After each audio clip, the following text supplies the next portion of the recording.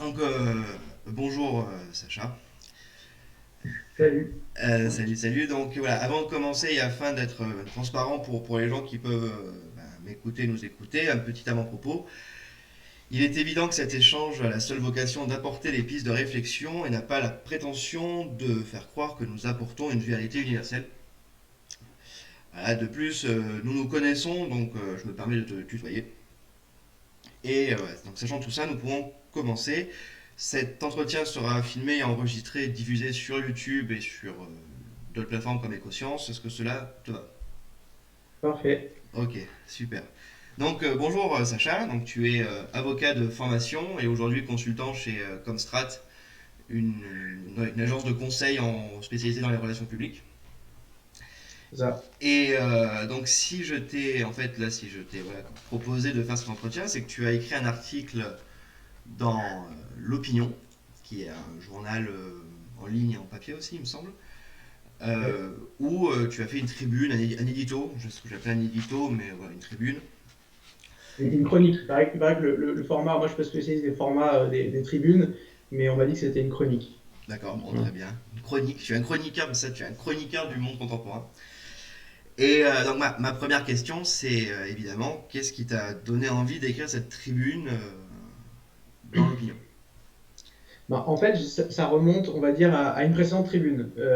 C'est que j'ai publié le 9 avril dans les Échos une autre tribune que j'avais appelée Il n'y aura pas de monde d'après, qui était un peu une réaction en fait à tous les appels à l'émergence d'un monde d'après. Alors évidemment, ce que je voulais dire, c'est pas que rien ne va changer ou que tout sera exactement pareil, mais je m'élevais un peu contre ces appels presque eschatologiques un monde qui serait différent dans sa nature, comme par magie, comme si toutes les recettes qui avaient pu être appliquées dans des pays socialistes et qui ont échoué pouvaient d'un coup réussir parce qu'on était choqués. Et d'autant plus que, pour moi, cette crise qui est sanitaire avant tout, elle a ni lien avec la mondialisation, même si on peut dire oui que les échanges accélèrent la, la circulation du virus, mais toujours est-il que c'est pas fondamentalement la mondialisation qui a posé problème, et ça, la mondialisation nous permet aussi d'y répondre, parce qu'on échange des informations, on échange aujourd'hui aussi des masques, et peut-être qu'on y reviendra sur la production masque made in France. À mon avis, c'est toute la solution ne se trouve pas là. Euh, et je pense aussi que il y a une nature humaine qui fait que certains comportements ne changeront pas, ou du moins ils changeront justement parce qu'on est capable d'apporter plus de prospérité. Donc il faut d'abord réfléchir à quelles sont les recettes de la prospérité. Je dis ça parce qu'on remarque aujourd'hui que c'est dans les pays les plus développés qu'il y a plus de conscience écologique, et parce que quand on pense d'abord à remplir son frigo, on ne pense pas à la planète. Donc il faut pas mélanger, je pense, les objectifs. Et pour moi, c'est naturel et pas mal que en fait justement cette solidarité elle se pense en cercle concentrique, c'est-à-dire qu'on pense d'abord à sa famille, donc on essaye de lui apporter le pain quotidien, puis après on a des préoccupations qui s'élargissent jusqu'à celle de la planète. Et donc pourquoi j'ai fait cet article? Parce que moi, ma première tribune avait un ton assez finalement assez négatif. Enfin, les gens l'avaient reçu un peu comme ça, bon, rien va changer, l'humain finalement il pense qu'à lui, etc. Bon, non, c'est pas aussi simple que ça. Encore une fois, c'est que nos intérêts ils se construisent de manière concentrique, et que je voulais dire, pour contrebalancer finalement ce premier propos, que s'il y a des choses qui peuvent changer, c'est pas la nature humaine profondément, mais il faut tirer quand même des leçons de la crise. Et notamment, il faut voir que justement, tout n'est pas noir dans la nature humaine. Il y a plein de belles choses qui se produisent, et que je pense qu'aujourd'hui, on se rend compte à cause de la crise que parfois ces belles choses, elles sont un peu bridées par les institutions. Et donc, voilà, c'était un peu un appel à laisser faire aussi ces bons côtés de la nature humaine, et réfléchir sur ce qui les empêche aujourd'hui. D'accord, donc du coup, c'est ton second article quoi, sur cette thématique-là, après avoir fait ça dans les échos une première fois. Et, donc du coup, donc, tu nous parles de cette solidarité. N'hésitez pas à aller donc, sur l'opinion, vous tapez demain une société de confiance, vous trouvez l'article tout de suite. N'hésitez pas à le lire pour aussi vous faire votre propre avis. Euh, et pour en plus ensuite dire dans les commentaires ce que vous en avez pensé. Et justement, donc tu reviens sur plusieurs actes de solidarité qui ont pu avoir lieu durant ces semaines. Justement, là, tu en parles alors, du site Comment aider, tu parles des associations pharmaciens solidaires, etc. Est-ce que d'après toi, cette solidarité qu'on a pu voir émerger dès les premiers jours en fait, du confinement, elle a été réellement supérieure à ce qui existait précédemment, ou c'est simplement un effet d'amplification en raison d'une exposition plus importante dans les médias et les sources d'information.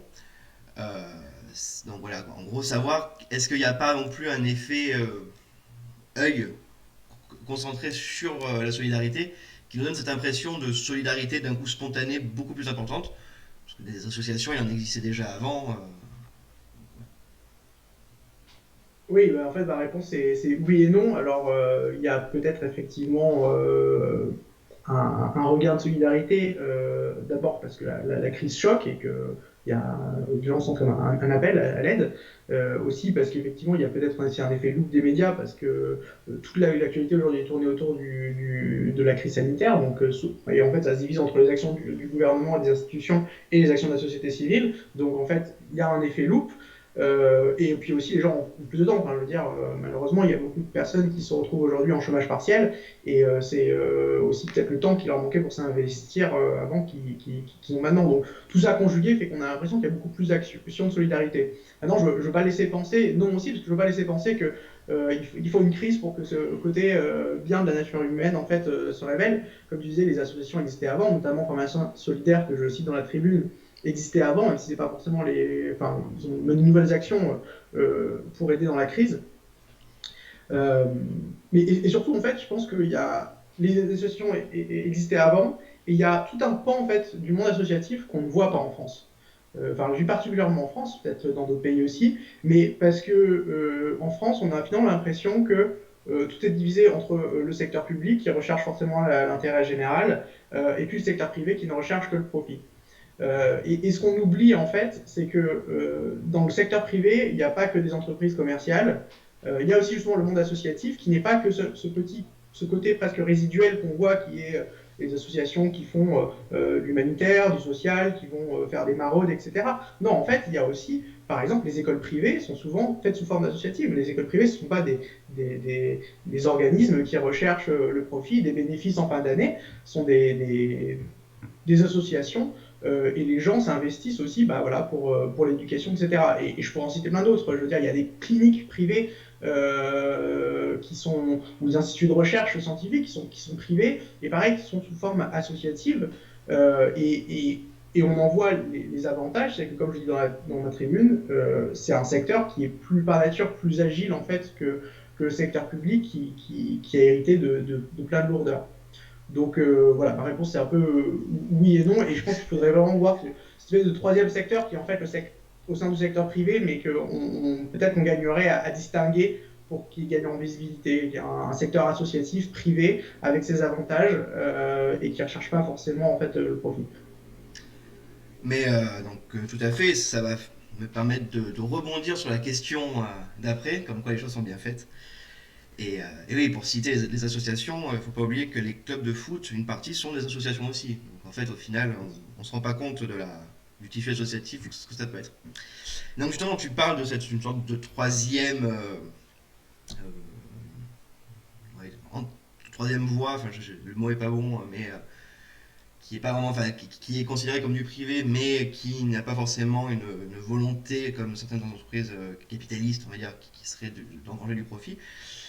En fait, tu parles donc dans l'article, le paragraphe ensuite, tu parles justement de l'espoir que les réformes puissent soulager la société de ses carcans bureaucratiques. Et la question qui s'adresse à cette phrase et son auteur, c'est justement est-ce qu'il ne faudrait pas considérer que la société civile, elle participe à ces initiatives pour pallier à des manquements au niveau de l'État dans son objectif de protection des citoyens. Euh, alors, je suis assez prudent avec l'expression pallier les manquements de l'État sur, on va dire, pour plusieurs raisons. D'abord parce que je pense qu'il faut le rappeler peut-être pour les auditeurs, pas forcément pour toi, mais qu'il faut distinguer aussi l'état du gouvernement. Ce que je veux dire, c'est que le gouvernement, c'est un groupe qui est en responsabilité à un moment donné, alors que l'État, c'est une continuité, c'est une technostructure, etc. Je pense qu'effectivement, cette crise, elle montre des manquements de l'État, c'est-à-dire le fait que le solde de masques est fondu, c'est quelque chose dont le gouvernement actuel hérite, et c'est pas seulement une question d'un gouvernement, en fait, c'est une stratégie sur 30 ans, 40 ans, etc., dont le gouvernement actuel hérite. Et en l'occurrence, moi je pense que le gouvernement aujourd'hui a fait au mieux avec les outils qu'il avait dans l'instant présent. Donc, moi, je veux être assez clair là-dessus sur le distinguo entre les deux. Ensuite, je pense que de toute façon, même si le gouvernement n'avait pas hérité, je pense, de cette situation euh, qui date de plusieurs décennies, par essence, une crise, quand on est dans une situation exceptionnelle, on ne peut pas tout prévoir. On peut prévoir, on peut reprocher le fait qu'il n'y ait pas eu un stock de masques, etc. Mais en général, il peut toujours arriver quelque chose qu'on n'a pas prévu. On ne peut pas tout prévoir à l'avance. Donc, c'est pour ça que je ne veux pas en parler de manquement comme quelque chose qui serait de la responsabilité du gouvernement ou même de l'État. En revanche, ce que je vois, c'est qu'effectivement, le secteur privé, ce secteur associatif, euh, il est plus agile, donc il permet de mieux répondre dans l'urgence si on lui laisse la place. Et peut-être qu'une des leçons pour l'avenir dans cette crise, c'est que l'État ne pourra jamais tout prévoir, il peut prévoir mieux, il ne pourra jamais tout prévoir, mais qu'il faut qu'il y ait un environnement favorable en fait à ce secteur associatif pour qu'il puisse intervenir justement mieux dans l'urgence et pas pallier, mais en fait aider, être complément de l'État dans ces résolutions de crise. Oui, alors, je comprends ce que tu veux dire, et en effet, c'est important de faire une distinction entre, on va dire, l'État qui nous gouverne et l'État constitutionnel, on va dire ça comme ça. Mais là, en fait, pour revenir un peu plus dans cette question, par rapport à ce que tu disais, c'est moi, oui, la question que je me pose à travers tout ça, à travers cette volonté qu'on a de solidarité, est-ce qu'au final, quand je dis que c'est le rôle de l'État et qu'en fait la société civile pallie à ces manquements, c'est évidemment, il faut prendre en compte qu'une partie non négligeable, on va dire, en soi, c'est une crise, donc il y a des choses qu'on ne peut pas maîtriser, c'est sûr, mais est-ce que justement, dans une logique d'État qui est censé, on va dire, protéger, servir, quoi, aussi les citoyens qui acceptent de vivre au sein de cet État, est-ce que justement, c'est pas non plus un réel manque le fait qu'on ait besoin d'associations, qu'on ait besoin de structures d'aide, alors qu'on est censé déjà par, on va dire, la taxe, l'impôt, avoir les organismes nécessaires pour ces problématiques-là. C'est dans ce sens-là quoi, que je voulais poser la question en fait. Alors, c'est quoi la question maintenant? Non, J'ai perdu sur la précision. ce que je voulais dire, c'est que justement, en partant du principe que donc là plutôt l'État constitutionnel, quoi, pas l'État, le président, le ministre, mais on vit dans un État où on paye des impôts, on paye des taxes, qui sont censés être justement nous garantir, en payant cette somme, nous garantir une certaine sécurité, protection, sécurité sociale, etc. Pourtant, on voit qu'aujourd'hui, justement, on est obligé de, comment dire, de se prendre en main, on est obligé de créer nous-mêmes des initiatives pour, parce qu'il y a des choses sur lesquelles on estime que l'État n'a pas fait son rôle, ou en tout cas n'est pas allé assez loin. Donc du coup, c'était dans ce sens-là, quoi, cette question-là de est-ce qu'au final, la société civile y participe mais ne devrait pas y participer, et ça devrait être des choses qui, de fait, par son activité de payer les impôts, devraient être prises en compte, en charge. Oui, enfin, je pense encore une fois qu'il faut distinguer en fait les périodes ordinaires et les périodes d'exception. Ton propos, je m'y inscris, on va dire de manière générale, parce que on voit que depuis des décennies, on a voulu que l'État soit partout, et finalement, dans ses premières missions, il a un peu du mal à y être. On voit que la justice, l'intérieur, etc., sont sous-dotés, donc des missions de base comme la sécurité, rendre la justice, etc., sont faites beaucoup plus délicatement. D'ailleurs, il essaye de le faire au mieux, mais ça se fait au détriment aussi des agents du service public, parce que les magistrats le disent, les forces de l'ordre le disent, et il manque de moyens. Ça, c'est assez vrai et on devrait pas, la société ne devrait pas avoir les paliers. Ça devrait être la mission exclusive de l'État, du moment, comme tu le dis, on paye des impôts dans ce sens. Maintenant, la situation actuelle, encore une fois, dans une crise, on ne peut pas tout prévoir. Ça ne me choque pas de me dire que l'État n'a pas pu apporter toutes les réponses maintenant et que la société civile est là pour aussi l'aider en complément. Mais encore une fois, s'il y a un truc à retenir, c'est que parfois elle a été empêchée et qu'il faut y réfléchir pour la prochaine fois à comment en fait on lui laisse plus de place à la société civile dans ces cas exceptionnels. D'accord, ben, je te remercie pour cette réponse. Donc, pour en venir au cœur de l'échange, et c'est la question qui m'a poussé à t'inviter. Euh, donc, selon toi, que faut-il faire dans le cadre où le rôle de la société civile serait d'organiser la solidarité pour pérenniser ces actions? Et ce qui amène à une seconde partie de question, faut-il tirer des conclusions de ces semaines de confinement? Ouais. Alors juste, je reviens juste sur la question supplémentaire parce que je me rends compte qu'il faut quand même que je donne un complément sur la question précédente. C'était que, enfin, quand je disais voilà, que la société civile, je pense que la société civile peut avoir beaucoup plus de place même dans la vie ordinaire évidemment. Mais simplement, je rebondissais sur ton propos à propos de la sécurité, etc. Je pense qu'aujourd'hui, on va, voilà, dans une période exceptionnelle, forcément, il y a aussi des ratés. Il faut juste qu'on puisse les rattraper. Mais de manière générale, je pense que la société civile, du moins, devrait être présente dans beaucoup plus d'espaces, là où on a depuis des décennies demandé à l'État d'être, alors que finalement, ce n'était pas forcément le plus qualifié. Du coup, oui, sur ta question sur comment on pérennise un peu cette poussée de la participation de la société civile, je pense que ça repose d'abord, je sais, sur les normes, mais ça de manière générale, donc là je ne parle pas seulement du secteur associatif, hein, mais de manière générale, l'initiative privée est assez fortement brimée en France parce qu'on a accumulé tout un tas de normes. Enfin, j'étais à une conférence en ligne de Alain Lambert, qui est ancien ministre du budget et qui est aujourd'hui le président du Conseil national des normes. Donc, son rôle, c'est de l'évaluer les normes. Et puis, il faisait cette remarque qu'il y en avait beaucoup trop, que ça participait à l'illisibilité du droit et justement aussi à la répression de l'initiative privée. Donc je pense qu'il faut déjà qu'on remette un peu tout à plat, qu'on révise, qu'on soit capable dans un calendrier défini de réviser un peu toutes les normes en disant laquelle est vraiment effective, quels sont les buts suivis et est-ce qu'ils ont vraiment été atteints. Et par ailleurs, pour l'avenir, peut-être qu'on pourrait réfléchir, pas sur toutes les normes, mais sur tout ce qui, voilà, en cas d'initiative privée, s'imposer des révisions régulières, par exemple à l'aide de sunset clause, ça se fait sur dans certains pays. Donc c'est une clause qu'on met à la fin de la loi qui dit dans 5 ans on réévalue ça, et puis si on ne réévalue pas, c'est que ça ne servait à rien, donc ça tombe. Donc je pense qu'il y a d'abord la question de la norme. Ensuite, il y a la question en fait du financement, parce que si on n'est pas dans un cadre dynamique de financement, on ne peut pas avoir d'explosion d'initiatives privées. Et là, je reviens un peu plus peut-être sur les associations. Je pense qu'aujourd'hui, il ne faut pas s'interdire en fait de se dire que c'est aussi quand même un secteur qui est en concurrence, donc qui vise, ça veut dire qu'on peut viser avec la même somme d'argent en fait un maximum d'efficacité aussi, et donc que par exemple le public ne saupoudre pas toutes les associations, mais aussi se mettre des critères assez, enfin critères en haut, mais ce sont des critères d'efficience sur le financement de ce secteur associatif en fonction des buts qui sont parcourus, évidemment.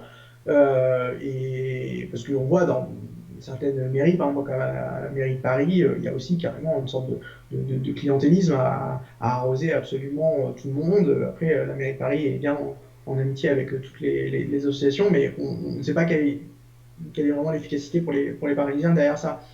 Euh, donc il y a ça. Je pense que le financement, c'est aussi se redonner en France une culture du financement du secteur associatif par le privé, qui n'existe pas encore assez, pour deux raisons. Déjà, parce que peut-être qu'il faut voir quelles sont les incitations qui sont données aux entreprises, et même dans le cadre du débat public. C'est-à-dire qu'aujourd'hui, on voit, quand Notre-Dame a brûlé, que les entreprises ont fait des énormes dons, tout de suite, on les a accusées, enfin, elles ont été brimées, il y a eu des messages de haine, on leur a dit qu'elle faisaient de la récupération, etc. Non, il faut accepter que le secteur associatif puisse être financé par le secteur privé et que ce ne soit pas seulement une opération politique. Bon, sûrement que les entreprises y gagnent en communication, je peux le dire, c'est mon métier, mais à la limite, pourquoi pas en fait, on doit arrêter cette vision où c'est sale et immoral. Et je pense que du coup, ça passe aussi par l'éducation. Je pense qu'il faut, dès le plus jeune âge, en fait, éduquer euh, les gens au sens du service associatif, à les éduquer aussi au fait de ne pas tout opposer, public, privé, etc. Pas faire du manichéisme sur ce secteur.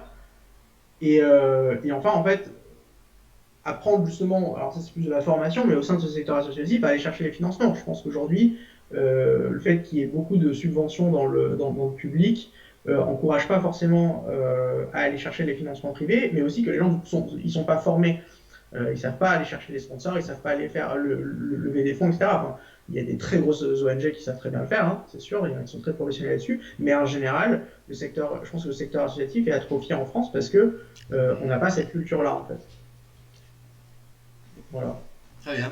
Non, non, très, très bien. Après, comme, en effet, c'est pas là, le but du jeu, c'est de donner la parole et d'avoir ton opinion sans que ce soit un réel débat. De toute façon, on va pas se mentir.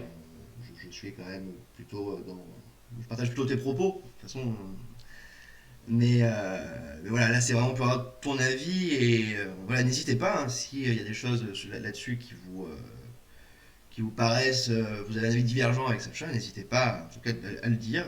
C'est pour ça qu'on fait ces vidéos là aussi, c'est pour avoir une opinion, un point de vue, et puis il y aura d'autres vidéos avec d'autres opinions, d'autres points de vue. Alors voilà, donc là nous rentrons maintenant vers la fin de l'interview. Et dans une question un peu plus personnelle et purement théorique, euh, donc qu'est-ce que tu souhaiterais voir changer durablement? Quel comportement aimerais-tu voir disparaître ou émerger dans les semaines, mois, années qui arrivent? Euh, alors, d'abord, je pense que le centre de ma tribune, en fait, le centre du visage de ma tribune, c'était peut-être qu'il fallait qu'on ait plus confiance en son voisin. Ce que j'aimerais voir émerger, c'est moins de suspicion en fait pour autrui. Et autrui, c'est le voisin proche comme le voisin éloigné. C'est-à-dire quand je vois que le 17 est submergé d'appels de gens qui dénoncent leur voisin qui est de sortie, bah, qui est souvent sans action d'attestation d'ailleurs, mais se permet d'anticiper, de juger d'avance si son motif est ou pas légitime pour sortir. Je me dis que voilà, il y a vraiment une défiance très forte qui est inscrite dans la société française, et je trouve ça inquiétant, et je pense que justement nos institutions, nos normes sont en fait ce reflet-là, c'est cette angoisse qu'on a envers autrui, elle s'est traduite au fil des années dans le cadre démocratique par des institutions qui rigidifient la société. Donc je pense que ça doit commencer par un travail sur nous-mêmes, il faut apprendre à avoir confiance en autrui. Et encore une fois, l'autrui, c'est le voisin qu'on ne devrait pas dénoncer. C'est aussi justement les entreprises qui se sont mobilisées dans la crise pour faire des dons en masques, pour faciliter l'acheminement de masques, pour plein d'autres actions, etc. Je trouve ça toujours étonnant de voir que sur les réseaux sociaux, elles sont quand même plus critiquées que remerciées, parce que ça serait de la récupération, parce que on jugerait qu'elles payent pas assez d'impôts, alors que souvent, la part d'entreprises concernées respectent le cadre fiscal actuel. Donc, voilà, moi, j'aimerais beaucoup, en fait, plus de confiance, plus de positivité de la part des gens. Non, mais c'est un vaste projet qui, ma foi, est très louable. Et donc du coup, oui, pour finir sur quelque chose, on va dire un peu plus léger, question occupation de ces dernières semaines. Quel livre, album ou jeu, peu importe, as-tu pu découvrir ou redécouvrir et est-ce que tu pourrais voilà, nous en parler s'il a eu une importance dans ces semaines de confinement? Alors, alors d'abord, en fait, j'ai rien à citer qui soit vraiment, qui revête une importance particulière dans cette période de confinement. Le confinement est déjà tellement présent dans Non, ma mais vie à travers les médias, etc. Je me sens pas obligé d'aller. J'ai vu que la peste de Camus était revenue vachement à la mode à l'occasion de la pandémie. Personnellement, j'ai pas ressenti ce besoin de trouver dans les romans la situation actuelle. mais surtout des bonnes justifications à ça. Moi, ça m'a permis par contre d'accélérer mon programme de lecture tout de même. C'est vrai qu'en sortant moins, en ayant moins d'activités le week-end, etc., bah, je passe beaucoup plus de temps à lire. Et notamment, j'ai pu lire en fait plusieurs ouvrages d'André Glucksmann et Bernard-Henri Lévy. Pourtant, je ne lis pas beaucoup l'actuel Bernard-Henri Lévy, mais en fait, ce qui m'intéresse, c'est leurs ouvrages jeunesse, ceux qui les ont rendus connus quand ils ont quitté le maoïsme pour l'atlantisme. En fait, j'ai envie de comprendre comment s'est fait ce revirement, cette nouvelle révolte, parce qu'en fait, leur maoïsme était déjà une sorte de révolte, et en fait, il y a eu cette sur-révolte où ils ont fait un revirement à 180 degrés, et j'essaie de le comprendre, et donc là, j'ai fini notamment Le Testament de Dieu de Bernard-Henri Lévy, et Les Maîtres penseurs d'André Glucksmann, c'est l'ouvrage qu'il a rendu connu, et notamment dans l'émission Apostrophe de Bernard Pivot en 77. Très bien. Ah C'était bon. un, Alors, un petit truc pour l'anecdote, alors ça n'a rien à voir, mais un vaste je pense que programme. c'est après que je retiendrai vraiment de mon confinement, parce que c'est peut-être la chose la plus singulière, c'est que j'ai téléchargé sur mon portable un jeu vidéo auquel je jouais tout pourri sur PC en fin des années 90, au début des années 2000, qui s'appelait Dungeon Keeper, qui est un jeu euh, un peu ouais, de bataille et de stratégie, mais je sais pas comment l'expliquer. C'était des maps beaucoup plus restreintes que ce qu'on pouvait jouer dans des jeux comme Age of Empire, etc. Mais du coup, la contrainte en fait de la map t'obligeait à aussi pas mal de stratégie parce que l'ennemi arrivait vite au cœur de de ton royaume. Donc, du Voilà. coup, tu as Ça, pu te c'est. replonger. Mais à repenser ni à rejouer à ce jeu, c'est. Ah, tu vas me dire, moi j'ai fait Pokémon Rouge au début du confinement, la première semaine. Donc, ne t'inquiète pas, je... pas de souci. Donc voilà, donc bon, mais cet entretien touche à sa fin. Je te remercie, Sacha. Et donc, voilà, je te laisse le mot de la fin. N'hésitez pas, en tout cas, voilà, à dire dans les commentaires ce que vous en avez pensé, à partager ça si vous avez trouvé ça intéressant, ou si même vous n'avez pas aimé et que vous dites que c'est tout nul. N'hésitez pas non plus. Comme ça, on pourra en débattre. Voilà, je te laisse le mot de la fin, Sacha. Bah non, je te remercie et puis voilà et en confiance, construire une confiance collective.